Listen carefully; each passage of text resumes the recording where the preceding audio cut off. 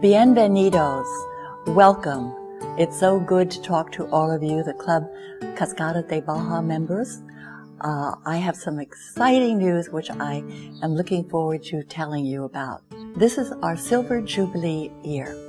In October, it will be 25 years since our very first members joined us in October of 1986. Today, I'm celebrating that by giving you some wonderful news. My sons, our family, have been thinking very seriously about Casa Giddings. We had a meeting with the board of directors and the legacy committee members, and they were ecstatic at the idea that the house would become part of the club. So from that day forward, we started working on our plans as to how to do this, to how to enter into this agreement, which we have, and we're ready to move ahead, and we're very excited about what we're going to do. As I mentioned, we're going to have the Casa Giddings, and we're going to have the villa, which will be on the 3rd level, and the apartment. Casa Giddings will be the 2-story part of the building. And in thinking about how do we name these villas, we obviously thought of the penthouse as similar to Villa Luna, so it will be called Villa Sol. So we have the Estrella, we have the Villa Luna, and we have the Villa Sol.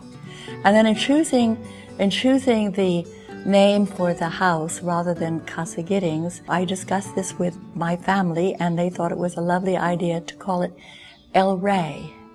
And how we got that name is that when we finished our house, it was in 1987. It was November, it was Thanksgiving, and I wanted to give my husband something very special for what he'd achieved here.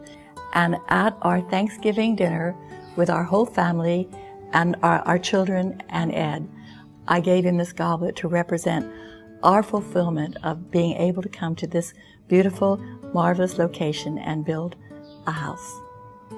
And then, on the back, I had it inscribed, El Rey, Cabo San Lucas, November 26, 1987.